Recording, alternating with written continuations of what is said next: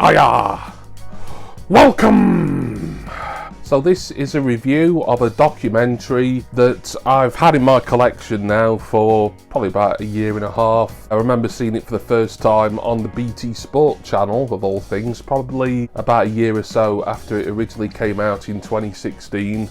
I'm talking about the football documentary, or rather more specifically, the documentary about that legendary Nottingham Forest side of the late 1970s, I Believe in Miracles. Have a look at the trailer. It was a mid-table, second division team. Nottingham Forest, the third oldest football league club. It was in turmoil at the time. We were all wondering who the next manager was going to be. It turned out it was Mr. Clough. We had one thing in common, of course. We both want success. To some, he's an arrogant loudmouth. It could be quite eccentric at times. No, I want to fight him.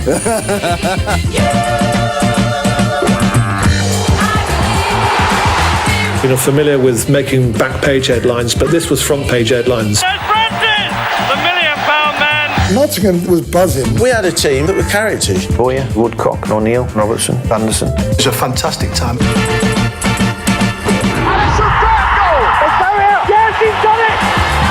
That goes down as one of the greatest achievements in world football.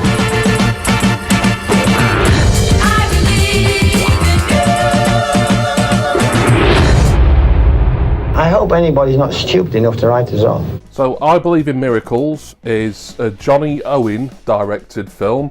Johnny Owen, he was an actor and he moved into directing films and probably television as well. He lives with his partner Vicky McClure of Line of Duty and This Is England fame, among many other things. And he's also on the directors board at Nottingham Forest and is in charge of their media and video department. Although he's a Welshman, he's really ingratiated himself to the people of the East Midlands, namely the Queen of the Midlands, Nottingham, with I Believe in Miracles and subsequent work officially for the football club.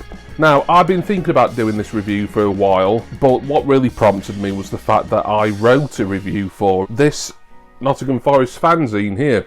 This is Oh Mist Rolling In. It's quite new. This is the latest issue at the time of me recording this, issue 3. By the time this video comes out, I would have thought issue 4 will be along very soon. I'll put the information about Oh Mist Rolling In, how you can get in touch with them either on Twitter or their email if you want to subscribe, contribute, etc.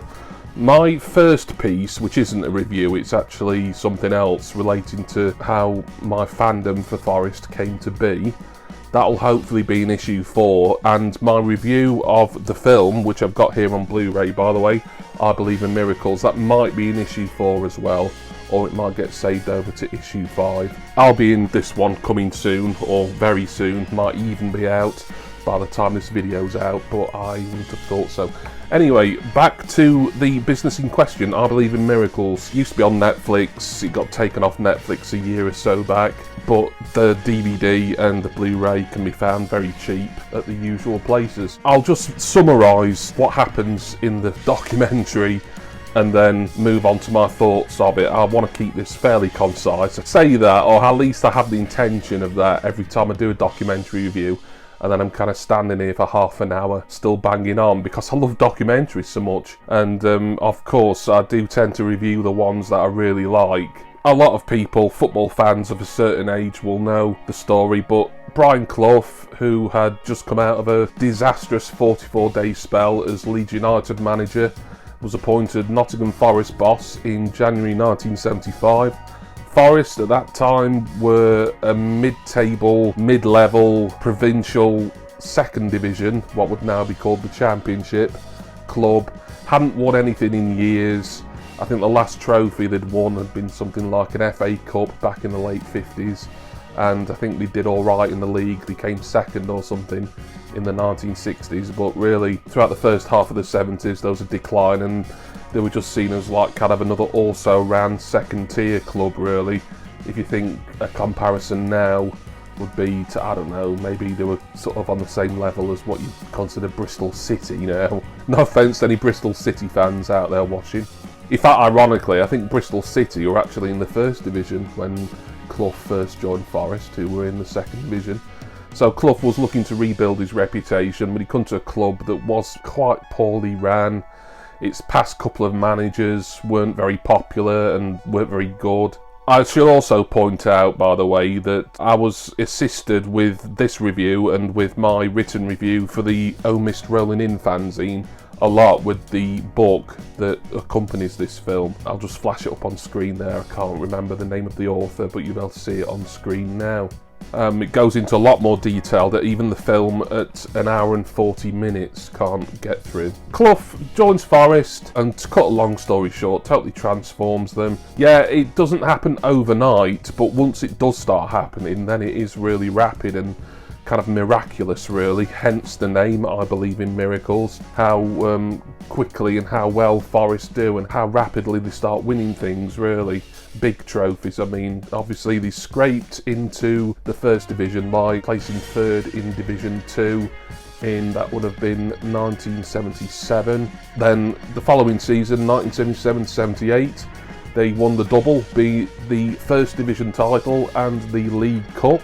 And then the following year they won the League Cup again and the European Cup, and apparently Nottingham was the smallest city at that point, and might still be actually, to ever have a European Cup winning team. And of course 1980, although the film, I must point out, they don't really concentrate on that, they concentrate more on the first initial European Cup, but 1980 they do it all again. Back-to-back European Cups. Forest are European legends as well as domestic legends, and they're a team that up until a certain point were built quite cheaply as well, using sort of like a real ragbag of players, really. For example, players like Frank Clark, who was in his early 30s, in the mid-70s. He'd been given a free transfer by Newcastle. He was all set, really, to sort of drop down a couple of divisions, or maybe even start going into management at that point. And then Brian Clough and Forest said, you know, we'll have you on a free transfer, come and help us get out of the second division and back into the top flight. And of course Frank Clark, one of the many legends of the Forest team of the glory years, the period 77 to 80 really. And then there's other players who they brought in, and some that were there all along, such as the incredibly talented but often derided John Robertson, who had been at Forest I think since about 1971. Really creative left midfield player, but he was considered unfit. You know, he was someone who made no secret of the fact he liked to fag and a drink, a cigarette, by the way, for any Americans who think I'm being offensive there.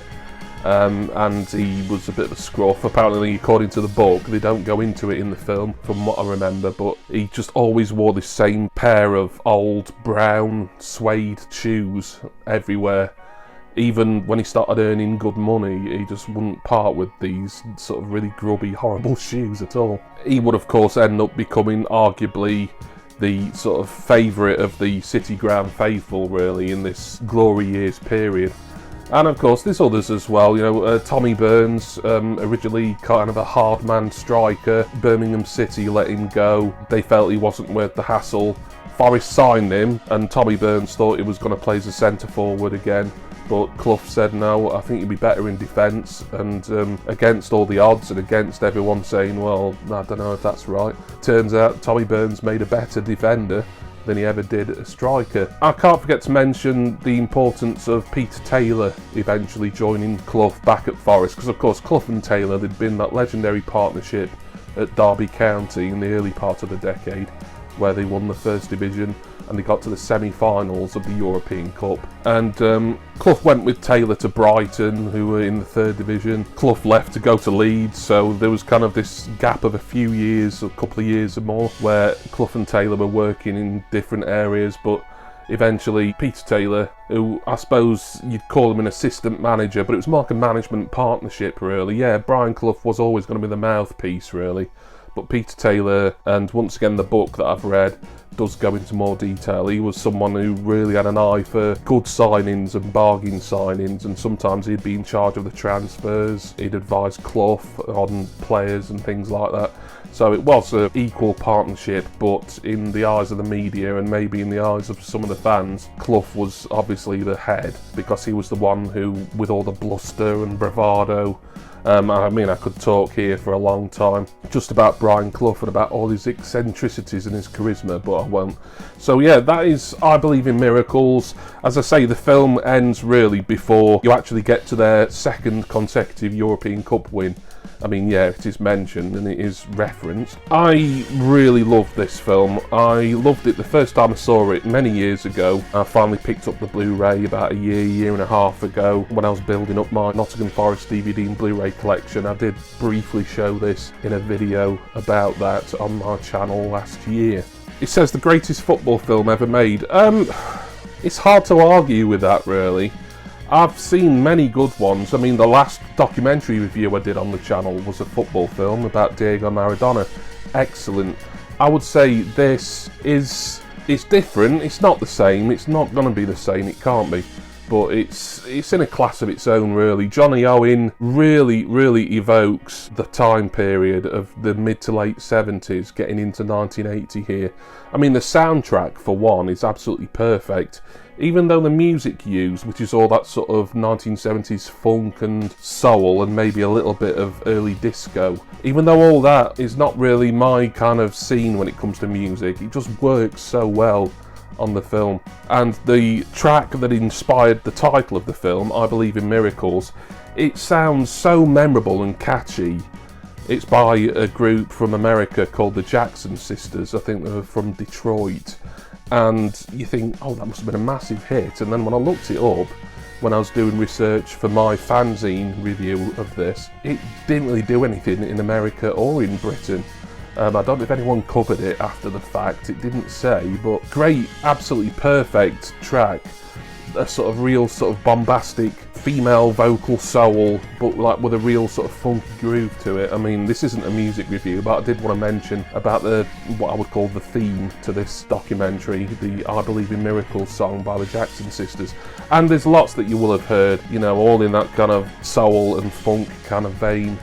Plenty of memorable stuff that certainly anyone growing up in the 1970s, which, believe it or not, I didn't. I'm still kind of looking at all this period from a sort of historical perspective, as I was born in 1980, probably about a month and a bit after Forest's second and to date final European Cup.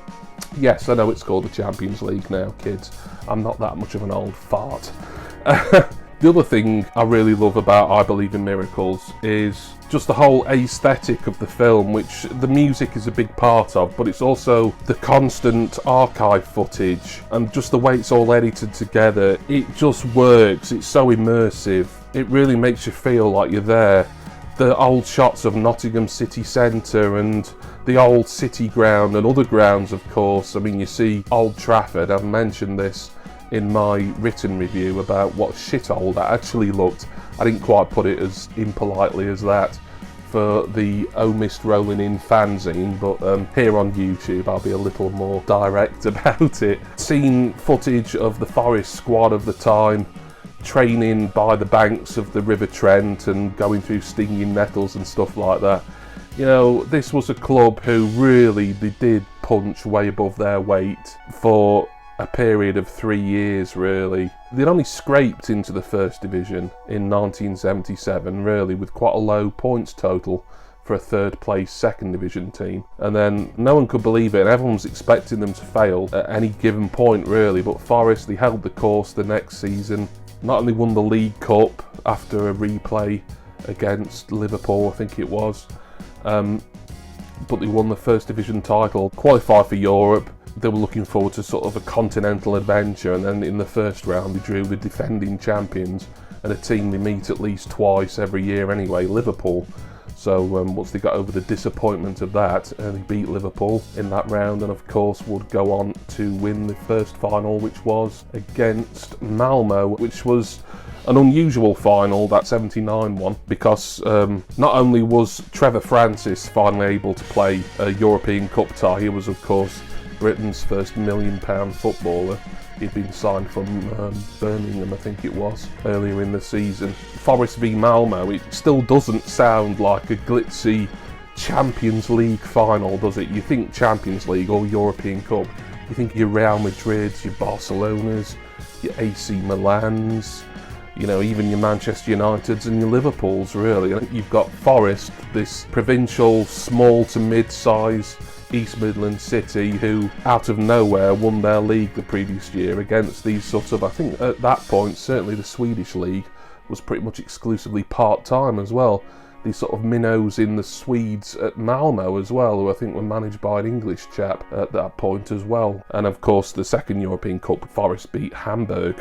I've probably spoke enough about I Believe in Miracles. I would love for you to check out my review, which will either be, as I said earlier, in issue 4 or issue 5 of O Mist Rolling In. I don't want this to seem like an extended advert for the fanzine, but it is a fanzine run by a great guy who I speak to a lot via email, Dwayne. He's got a lot of contributors. I mean, this is an important season for Forest. By the time this video comes out, things might be clearer as to our destiny for next season. A lot of great stuff in here from a wide range of Nottingham Forest fans, and even some who are living abroad, but really supporting Forest and loving being a part of the Nottingham Forest fandom, really. Please check out O Mist Rolling In on Twitter. And if you're interested in subscribing via mail order, which I do, then you can email them. It will send that out to you at the cover price plus about £2.95 in postage. So before I say all my thank yous and goodbyes, I've got to give this a score, haven't I? There's a lot I've not touched upon here. I wanted to keep this one a little bit shorter. I've written a lot about this. I've read a lot about this because I've been reading the book in preparation.